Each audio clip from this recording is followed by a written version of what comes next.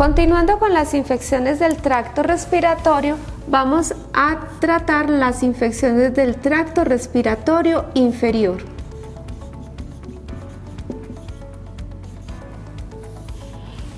En el caso del tracto respiratorio inferior, la bronquitis y la neumonía serían unas de las infecciones más comunes en los pacientes. Para ello, vamos a necesitar las muestras que se obtienen para ese diagnóstico. Entonces vamos a encontrar que hay varios tipos de muestras que podemos obtener para hacer ese diagnóstico. El esputo, el lavado broncoalveolar, la secreción bronquial,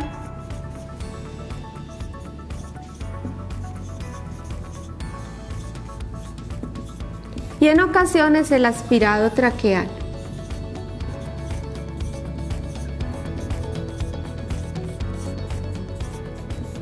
A veces también es necesario, por el sitio donde se origina la infección, los aspirados nasofaríngeos.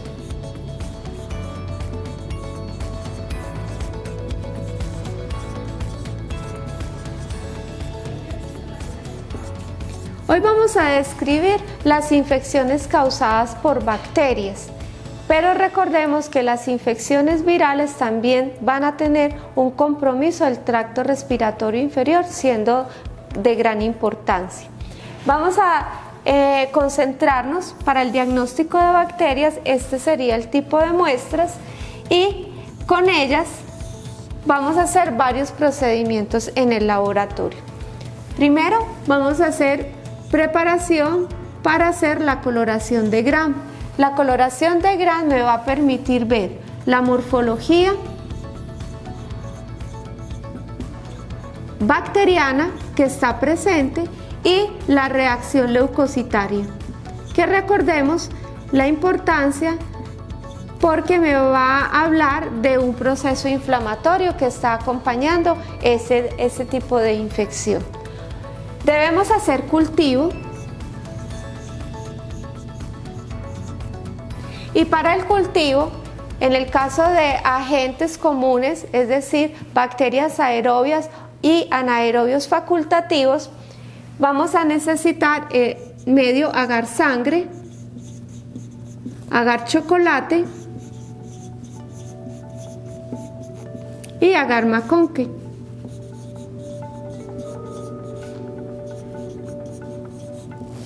Una vez tengo el crecimiento del microorganismo, este se debe identificar y hacer el antibiograma.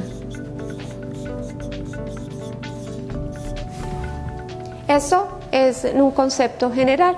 Sin embargo, debemos entrar en dos aclaraciones. En el caso de una muestra de lavado broncoalveolar y en el caso de una secreción bronquial, necesitamos en la secreción bronquial básicamente un cepillado bronquial. Es importante hacer recuento de colonias para estos dos. Y ese recuento de colonias me va a permitir si el microorganismo que está creciendo está en un número o en una cantidad que es significativo para declararlo como infección. Entonces, en el caso del lavado broncoalveolar, vamos a tener que un recuento es significativo de infección si obtengo más de 10 a la 4 unidades formadoras de colonia por mililitro. Y en el caso del cepillado bronquial, vamos a necesitar que haya un crecimiento mayor de 10 a la 3 unidades formadoras de colonia por mililitro. Recordemos cómo se hace este procedimiento del recuento de colonias. Se puede hacer en el agar sangre o en el agar chocolate. Tenemos el medio de cultivo, ponemos 10 microlitros de la muestra, por eso debe ser el lavado broncoalveolar que viene en una suspensión. Ponemos allí los 10 microlitros de la muestra Y con esos 10 microlitros de la muestra y el asa vamos a hacer una distribución en una línea central y luego lo vamos a distribuir sobre toda la superficie del agar. Después de 24 horas a 37 grados centígrados, vamos a hacer el recuento de colonias. Es decir, vamos a contabilizar todas las colonias que me crecieron después de haber distribuido esos 10 microlitros.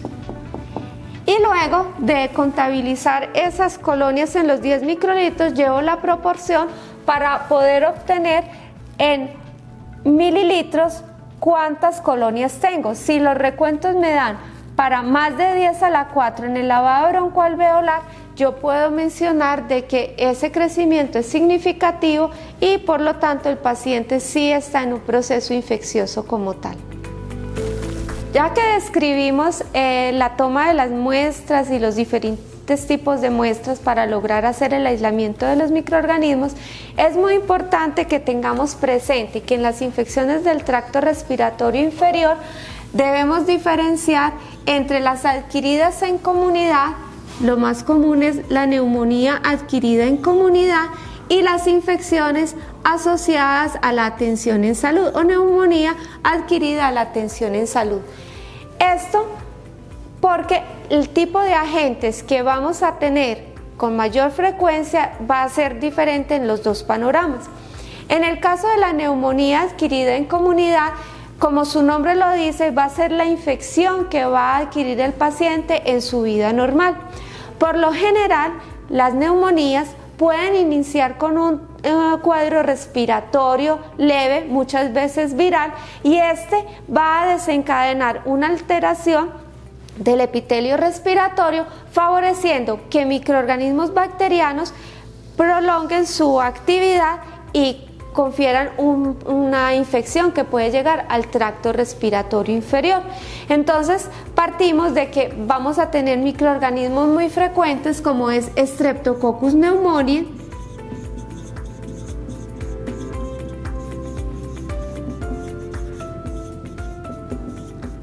que también lo vamos a encontrar llamándolo neumococo. Vamos a encontrar a Haemophilus influenza,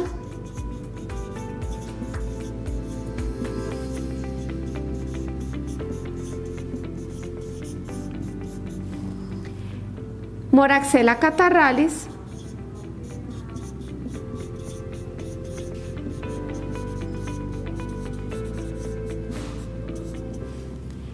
también vamos a encontrar Staphylococcus aureus,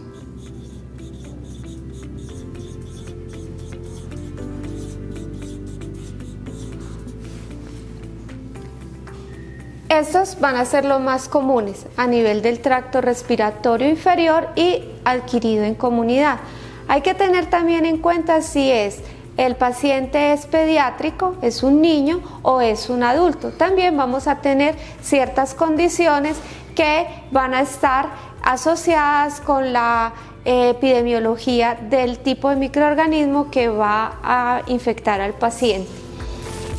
Otro tipo de bacterias que pueden tener afección en pacientes que vienen de la comunidad son las enterobacterias.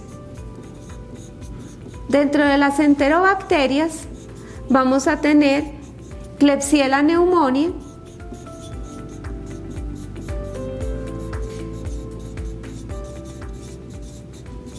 y Escherichia coli.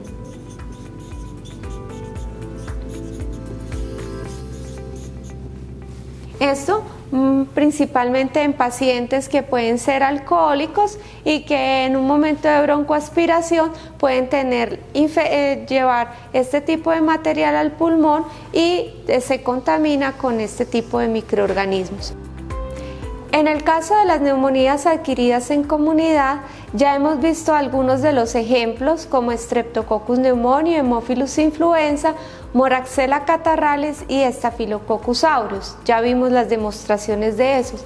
Ahora hagamos énfasis en el grupo de las enterobacterias. Recordemos que dentro de las enterobacterias, Klebsiella pneumoniae es uno de los principales agentes de neumonía adquirido en comunidad de los bacilos gram negativos. Recordemos la importancia de hacer el recuento de colonias y vamos a determinar si ese número de colonias es significativo en el caso de un lavado broncoalveolar. Si esto es significativo, se procede a hacer todo el proceso de identificación. Vamos a observar el crecimiento en el agar sangre de Klebsiella pneumoniae, es un crecimiento abundante, colonias sobrelevantadas y vemos que no hay presencia de hemólisis. Ahora, en el agar chocolate, como es un medio enriquecido, vamos a tener un crecimiento muy abundante de esta bacteria, sin ninguna característica especial. Pasemos al medio McConkey. Recordemos que Klebsiella pneumoniae hace parte del grupo de las enterobacterias y es fermentador de la lactosa. Una vez tenemos este crecimiento, se hacen las pruebas de identificación. Recordemos que es catalasa positivo y oxidasa negativo. Vamos a ver la fermentación de glucosa y de lactosa en el medio TSI. Hay producción de descarboxilación, más no de aminación en el medio de lisina. Vemos la producción de carbono a partir del medio del citrato con una prueba positiva y la producción de urea en el medio, la producción de ureasa utilizando la urea del medio. Finalmente, la movilidad de Klebsiella es negativa. Y luego de tener la identificación, hacemos la prueba de susceptibilidad. Klebsiella pneumoniae, como los otros bacilos gram negativos, va a requerir determinar el antibiótico apropiado para su tratamiento. Continuando con el grupo de las enterobacterias, recordemos Escherichia coli, va a también ser uno de los agentes que pueden causar neumonía adquirida en comunidad. La importancia de este microorganismo es que es fácilmente cultivable en el laboratorio. El recuento de colonias es importante siempre y cuando la muestra sea un lavado broncoalveolar o un cepillado bronquial. Vemos en las demostraciones que hay un crecimiento abundante para un recuento mayor de 10 a la 4 unidades formadoras de colonia por mililitro, lo cual lo hace un recuento significativo. Pero si fuera de una muestra de esputo o de un aspirado traqueal, con el cultivo solo en el agar sangre y en los otros medios, haciendo la siembra por dispersión formando una G, es suficiente. Allí vamos a ver crecimiento tanto en agar sangre como en agar chocolate, sin ninguna característica adicional, solo que son colonias de mayor tamaño, y en el agar McConkey vemos la fermentación de la lactosa, lo que me va a ayudar a orientar la identificación del microorganismo. En las pruebas bioquímicas ya sabemos que es un microorganismo que fermenta la glucosa y la lactosa, productor de gas sin producción de ácido sulfídrico. Tenemos en el medio de lisina hay descarboxilación, pero no hay deaminación. En el caso del citrato, vamos a ver que el citrato es negativo para Escherichia coli. En el medio de la urea, él no produce ureasa, por lo tanto la prueba es negativa. Y en el medio de SIM, Escherichia coli es un microorganismo móvil por flagelos, entonces vamos a ver la movilidad. Finalmente, la prueba de susceptibilidad, como ya sabemos, para todos este tipo de microorganismos de bacilos gram negativos. Ahora pasemos a las neumonías que se pueden adquirir en hospital debido a la exposición del paciente, sea porque tiene una ventilación mecánica o está expuesto a otros organismos que están en el ambiente hospitalario. En ese caso vamos a encontrar por ventilación mecánica la presencia de Pseudomonas aeruginosa,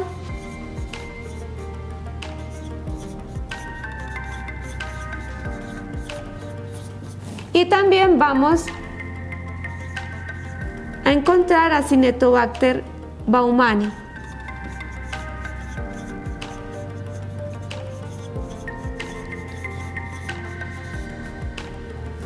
Estos dos microorganismos, recordemos que son bacilos gramnegativos no fermentadores y que ellos van a estar con facilidad en el ambiente porque pueden resistir este tipo de condiciones climáticas.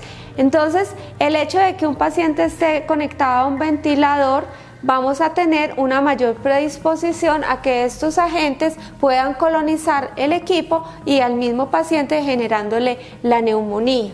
También vamos a encontrar agentes como Enterobacter del grupo Cloaceae,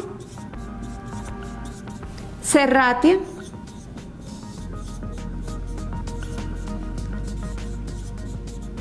entre algunas Serratia marcenses, que son agentes que, si bien es cierto son enterobacterias, tienen la capacidad de desarrollar mecanismos de resistencia y permanecer en ambientes hospitalarios, incluso con transmisión entre pacientes, generando brotes en las unidades hospitalarias. Con esto tendríamos algunos ejemplos de bacterias, sin olvidar un agente micótico que es Candida albicans,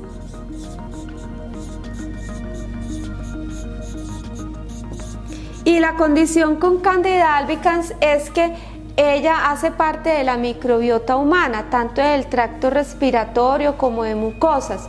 En algunos casos, el paciente que está sometido en un proceso de ventilación mecánica o está en un proceso de seguimiento en UCI, con facilidad Candida albicans puede invadirlo, colonizarlo y desarrollar a veces neumonía.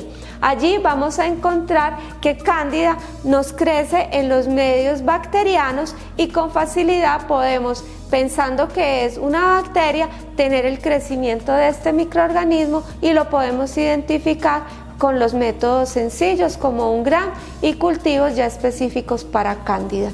Con esto tendríamos los agentes bacterianos más comunes que me van a afectar el tracto respiratorio, tanto superior como inferior. En las neumonías adquiridas en hospital, generalmente neumonías que están asociadas a ventilador o el paciente está sometido a procesos invasivos, vamos a encontrar bacterias muy comunes como son Pseudomonas aeruginosa, pero también bacilos como Acinetobacter baumani. Acinetobacter vamos a observar que es un bacilo gram negativo no fermentador y vamos a encontrar que cuando obtenemos el lavado broncoalveolar, si hay un recuento significativo, hacemos todas las pruebas de identificación. En el crecimiento en los medios, el microorganismo no es muy exigente, va a crecer con abundancia en el agar sangre, en el agar chocolate y en el McConkey. Vamos a observar las pruebas de identificación en donde vemos que no hay fermentación ni de glucosa ni de lactosa. Es negativo en las pruebas del tubo que se hacen en la lisina y vamos a ver que tiene una prueba de citrato positiva, ureasa positiva y vamos a ver una prueba de movilidad negativa. En cuanto al antibiograma, fundamental, ya que Acinetobacter es una bacteria que combina muchos mecanismos de resistencia, no solo plasmídicos cromosomales, sino también bombas de expulsión. Otros bacilos gram negativos que se pueden encontrar en neumonías asociadas a ventilador o neumonías hospitalarias, vamos a encontrar a Enterobacter cloaceae. Enterobacter cloaceae, al igual que otras enterobacterias, crece con abundancia en los medios enriquecidos como es el agar chocolate y en el agar sangre. Pero no vamos a ver una característica hemolítica como lo pueden demostrar otros de estos microorganismos. En el agar McConkey observamos una fermentación positiva de la lactosa y en las pruebas bioquímicas observamos o podemos confirmar la fermentación de la glucosa y la lactosa con producción de gas en el medio del TSI es descarboxilasa positiva de aminasa negativo, prueba del citrato es positiva, la producción de urea es positiva y la prueba de zinc es positiva. La prueba de susceptibilidad también es fundamental. Enterobacter y los organismos de este grupo van a presentar mecanismos de resistencia, tanto productores de BLE como AMC y también carbapenemasas. En este caso el microorganismo es sensible, pero si tuviéramos algún grado de resistencia se deberían hacer las pruebas adicionales. También tenemos a Serratia marcensis. Serratia es un oportunista en el ambiente hospitalario. Recordemos que Serratia puede contaminar soluciones glucosadas y otro tipo de soluciones que se utilizan en el ambiente hospitalario. Observemos, puede causar infecciones del tracto respiratorio inferior. Si logramos en el lavado broncoalveolar que hay un recuento de colonias significativo, continuaríamos con su identificación y posterior antibiograma. En el agar sangre vamos a encontrar crecimiento abundante, igual que en el agar chocolate, porque son medios enriquecidos. Observemos que tiene una pigmentación, porque Serratia produce un pigmento rojizo que corresponde al pigmento prodigiosina. También observemos las pruebas que me permiten la identificación. La prueba del TSI, donde fermenta glucosa y lactosa con producción de gas. La prueba de la lisina, en donde hay descarboxilación, no hay deaminación. Utiliza el citrato, por lo tanto es positivo. No produce ureasa. Y vamos a tener una prueba de movilidad positiva. El antibiograma fundamental, como todos los bacilos gram negativos, para determinar el antibiótico de elección.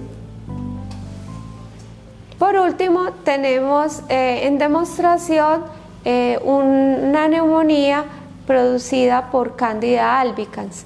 Recordemos, Candida es un agente micótico, el cual crece con facilidad en los medios de cultivo para bacterias. Crece muy bien a 37 grados centígrados. Observemos en el recuento de colonias que se hizo en el Müller-Hinton. Allí vamos a tener un crecimiento abundante que se puede correlacionar con más de 10 a las 4 unidades formadoras de colonia.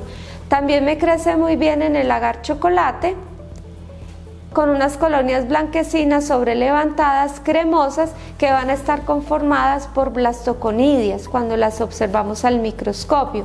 En el agar sangre también crece muy bien porque es un medio enriquecido que le permite su crecimiento, pero en el agar maconque, como es un medio selectivo, recordemos que no me va a permitir el crecimiento de otro microorganismo que no sea un bacilo gram negativo, como las enterobacterias o los no fermentadores.